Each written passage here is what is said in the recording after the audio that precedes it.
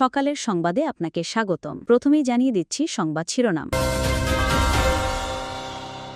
দেশ থেকে পাচার হওয়া প্রায় ২৮ লাখ কোটি টাকা উদ্ধার কিংবা আওয়ামী লীগ সরকারের সময় মেগা প্রকল্পে দুর্নীতির চিত্র এখনও উন্মোচন করতে পারেনি দুদক। তবে শেখ হাসিনার পরিবার থেকে শুরু করে আওয়ামী লীগের শীর্ষস্থানীয় মন্ত্রী, এমপি ও সুবিধাভোগী ব্যবসায়ীদের বিরুদ্ধে মামলা, চার্জশিট সহ বেশ কিছু পদক্ষেপ নেওয়া হয়েছে।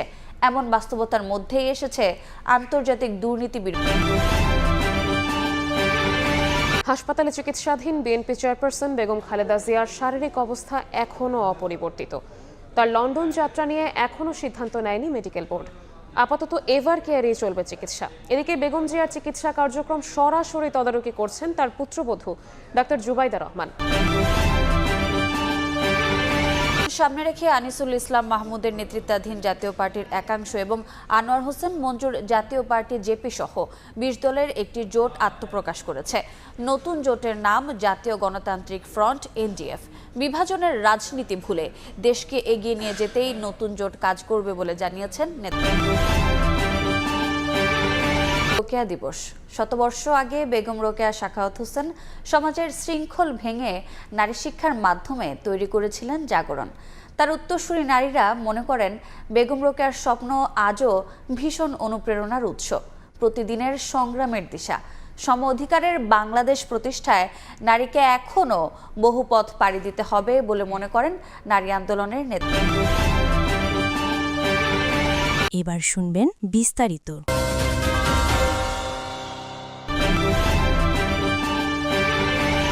গণঅভ্যুত্থানে শেখ হাসিনা সরকারের পতনের পর ২০২৪ সালের ডিসেম্বরে দুর্নীতির শ্বেতপত্র প্রকাশ করে অন্তর্বর্তী সরকার। সেখানে উঠে আসে ১৪ বছরে ২৮ লাখ কোটি টাকা বিদেশে পাচার করা হয়। এই হিসাবে প্রতি বছর গড়ে ১,৮০,০০০ কোটি টাকা পাচার করে আওয়ামী সুবিধাভোগীরা। পাচারের অর্থ উদ্ধারে তৎপরতা চালাচ্ছে দুদক সহ সংশ্লিষ্ট প্রতিষ্ঠানগুলো।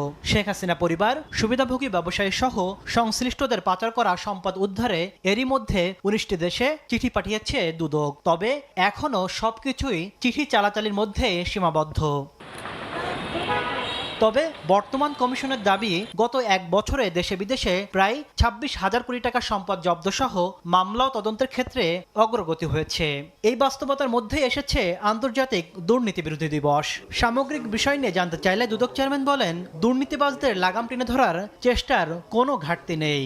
সন্ত্রাসীদের যেমন গডফাদার থাকে, দুর্নীতিগ্রস্তদেরও রক্ষা করার জন্য এক ধরনের গডফাদার প্রাতিষ্ঠানিকভাবে তৈরি হয়ে যায়। আমরাও চেষ্টা করে যাচ্ছি রাষ্ট্রীয়ভাবে সচেতন হই, আমাদের প্রতিষ্ঠানগুলিকে আমরা যদি ভালো রাখার চেষ্টা করি, সর্বত্রই আমাদের সৎলোককে বসাতে হবে। টিআইবির নির্বাহী পরিচালক জানান, গণ অভ্যুত্থানের পর সব সেক্টরে নিয়ন্ত্রণ প্রতিষ্ঠা ও দুর্নীতিতে জড়িয়ে পড়েছে বিজয়ী পক্ষ।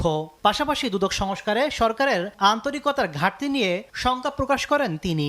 রাজনৈতিক আমলাতান্ত্রিক শক্তি যারা দুর্নীতির অন্যতম অনুঘটক, এর সাথে যুক্ত ব্যবসা যারা নতুন করে ব্যবসার ভ্যাকুয়ামটা পূরণ করার চেষ্টা করছে, এই ত্রিমাত্রিক আঘাতটা সেটা কিন্তু ভেঙেছে সেটা বলা যাবে না।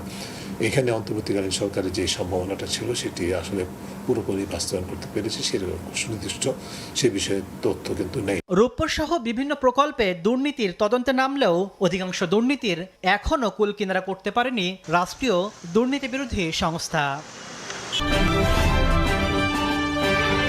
১৭ দিন ধরে রাজধানীর এভারকেয়ার হাসপাতালে চিকিৎসাধীন বিএনপি চেয়ারপারসন বেগম খালেদা জিয়া। তার শারীরিক অবস্থা এখনও অপরিবর্তিত। এরই মধ্যে এন্ডোস্কোপি করে বেগম জিয়ার পাকস্থলী রক্তক্ষরণ বন্ধ করা হয়েছে। স্বাভাবিক এসেছে সিটি স্ক্যানের রিপোর্ট। দেশি বিদেশি চিকিৎসকের নিবিড় তত্ত্বাবধানে আছেন সাবেক প্রধানমন্ত্রী। দেশে এসে সশরীরে চিকিৎসা কার্যক্রম তদারকি করছেন পুত্রবধূ ডাক্তার জুবাইদা রহমান। মেডিকেল বোর্ডের সদস্য ও বিএনপির স্থায়ী কমিটির সদস্য ডাক্তার এজেড.এম. জাহিদ হোসেন সবশেষ ব্রিফিংয়ে জানিয়েছেন, এখনও লন্ডনে নেয়ার মতো শারীরিক অবস্থা নেই বেগম জিয়ার। এই অবস্থায় এভারকেয়ার হাসপাতালে চলবে চিকিৎসা, তবে শরীর উপযুক্ত পর্যায়ে এলেই নেওয়া হবে বিদেশে। দীর্ঘদিন থেকে আর্থ্রাইটিস, ডায়াবেটিসের পাশাপাশি কিডনি, লিভার, ফুসফুস, হৃদযন্ত্র, চোখের সমস্যা সহ নানা জটিলতায় ভুগছেন বেগম খালেদা জিয়া। ২৩ নভেম্বর এভারকেয়ারে ভর্তি হন তিনি। ফুসফুস ও হৃদযন্ত্রের সংক্রমণ ধরা পড়ার পর সিসিইউতে রেখে চলছে চিকিৎসা। আগামী সংসদ নির্বাচন সামনে রেখে ব্যারিস্টার আনিসুল ইসলাম মাহমুদের নেতৃত্বাধীন জাতীয় পার্টি এবং আনোয়ার হোসেন মঞ্জুর নেতৃত্বাধীন জাতীয় পার্টি জেপি সহ 6টি নিবন্ধিত এবং 14টি অনিবন্ধিত দল নিয়ে আত্মপ্রকাশ করল জাতীয় গণতান্ত্রিক ফ্রন্ট এনডিএফ। সোমবার সকালে রাজধানীর গুলশানের একটি হোটেলে সংবাদ সম্মেলনের মধ্য দিয়ে ঘোষণা দেয় নতুন জোটের।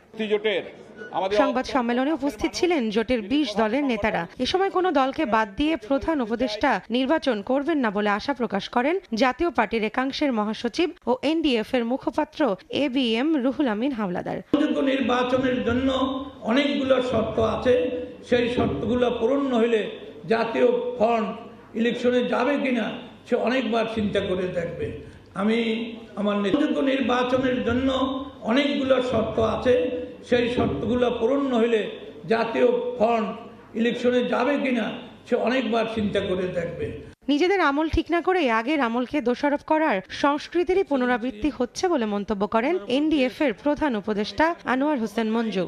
কিন্তু আমরা জাতীয় পার্টি এদিকে নির্বাচন সামনে রেখে প্রতিযোগিতামূলক সুস্থ রাজনীতির পরিবেশ তৈরিতে অন্তর্বর্তী সরকারের ভূমিকা স্পষ্ট, দৃঢ় বা নিরপেক্ষ নয় বলে মন্তব্য করেন জাতীয় পার্টির একাংশের চেয়ারম্যান ব্যারিস্টার আনিসুল ইসলাম মাহমুদ। গণভোট ও সংসদ নির্বাচন একই দিনে হওয়া না হওয়া, নির্বাচনে প্রশাসন নিয়ে ভাগাভাগি এবং লেভেল প্লেইং ফিল্ড নিয়ে রাজনৈতিক দলগুলো অভিযোগে মুখর। সুস্থ রাজনীতির বদলে প্রতিহিংসার কথামালা জনগণকে দুশ্চিন্তায় ফেলছে। অন্যদিকে অন্তর্বর্তী সরকারের ভূমিকা স্পষ্ট, দৃঢ় বা নিরপেক্ষ বলে প্রতীয়মান হচ্ছে না। আনিসুল ইসলাম মাহমুদ বলেন, বিভাজনের রাজনীতি ভুলে দেশকে এগিয়ে নিয়ে যেতেই কাজ করবে নতুন জোট এনডিএফ। আসিরন বাল্যবিবাহের শিকার হন 9 বছর বয়সে। শুধু আসিরনই না, বাল্যবিবাহের শিকার হয়েছেন তার মেয়েও। গত শতাব্দীর 90 দশকে মা মেয়ের বাল্যবিবাহের এই করুণ কাহিনী আলোড়ন তুলেছিল দেশ জুড়ে। 40 বছর পর রংপুরের পায়রাবন্দের মেয়ে আসিরন সব প্রতিকূলতাকে জয় করে নিজেই হয়ে উঠেছেন গ্রামের অন্য নারীদের আশ্রয়ের জায়গা। তার সেলাই ও হস্তশিল্পের কাজ অসংখ্য নারীকে অর্থনৈতিক মুক্তির পথ দেখিয়েছে। আসিরনের কাছে প্রশ্ন ছিল, সমাজের শৃঙ্খল ভাঙার এই শক্তি পেয়েছেন কোথায়? লেখাপড়া শিখছে, গ্রামের মহিলাদের নিয়ে শিখাবে, তার অনেক বাধা বিঘ্ন ছিল। আমারও ইচ্ছে ছিল আমি এই প্রতিষ্ঠানটা দাঁড় করাবো, তখন অনেক বাধা ছিল, অনেকে মারপিট খাইছে, আসতে দেয় নাই। আমরা যদি ঘর থেকে বের না হই, কর্ম করতে না পারি, আমরা তো টাকা পয়সা দেখবো না, আমাদের বাচ্চা কাচ্চাও লেখাপড়া করা কষ্ট হয়ে যাবে। এই গ্রামেরই আরেক নারী পুরুষতান্ত্রিক সমাজের চোখ রাঙানি উপেক্ষা করে 1 শতাব্দী আগে ডাক দিয়েছিলেন নারী জাগরণের। মহিয়সী বেগম রোকেয়া সাখাওয়াত হোসেন শুধু নারী শিক্ষার জন্যই সংগ্রাম করেননি, এই উপমহাদেশে প্রথম সমাজের সব ক্ষেত্রে সম অধিকারের স্বপ্ন দেখেছিলেন। কতটা পূরণ হয়েছে সেই স্বপ্ন? কর্মজীবনে আমরা এখনো আমরা মেয়েরা সেভাবে সুযোগ পাই না। বেগম রোকেয়া নারী আন্দোলনের জন্য উনি লড়েছেন এবং আজকের এই পর্যায়ে আমরা আসতে পেরেছি, কিন্তু আমার মনে হয় না যে এখনো পর্যন্ত আমরা তার ওই জায়গাটায় পৌঁছতে পেরেছি। আজকে এসে নারীদের যেই জায়গায় থাকবার কথা সেই জায়গাটি আসলে নেই। 100 বছরে নারীর অগ্রযাত্রায় অর্জন যেমন আছে, তেমনি বাধাগ্রস্তও হয়েছে বারবার, কখনো সামাজিক, কখনো সাংস্কৃতিক, কখনো বা রাজনৈতিক প্রেক্ষাপটে। প্রান্তিক থেকে শুরু করে সমাজের সর্বোচ্চ পর্যায়ে নানা পেশায় নারীর অবদান প্রতিনিয়ত সমৃদ্ধ করেছে জাতিকে। শিক্ষা, ভোটের অধিকার হয়তো মিলেছে, কিন্তু সমাজের প্রতিটি ক্ষেত্রে আজও সম অধিকারের জন্য লড়তে হচ্ছে নারীকে। শতাব্দী পেরিয়ে বেগম রোকেয়ার শৃঙ্খল ভাঙার আন্দোলন এখনো প্রাসঙ্গিক। নারী যে পুরুষের মতো করে ভাববে, নারী যে একটা বিজ্ঞান ভিত্তিক যুক্তিবাদী চিন্তা ভাবনা করবে এবং নারীর উপরে চাপিয়ে দেওয়া যে সমস্ত সংস্কার, যেটা একজন মানুষ হিসাবে হতে পারে না সেটা, এবং যে সমস্ত ধর্মীয় বয়ানগুলি দেয়া হয়েছে সেগুলোকে কিন্তু তিনি অস্বীকার করেছেন। তার ভাবনার সঙ্গে তার যে কর্মকাণ্ড, সে কর্মকাণ্ডে সাংগঠনিক কর্মকাণ্ড, সেইটার মাধ্যমে কিন্তু নারী সমাজকে অগ্রসর করে নিয়ে যেতে হবে। এখানে আসলে থামার কোনো অবকাশ নেই।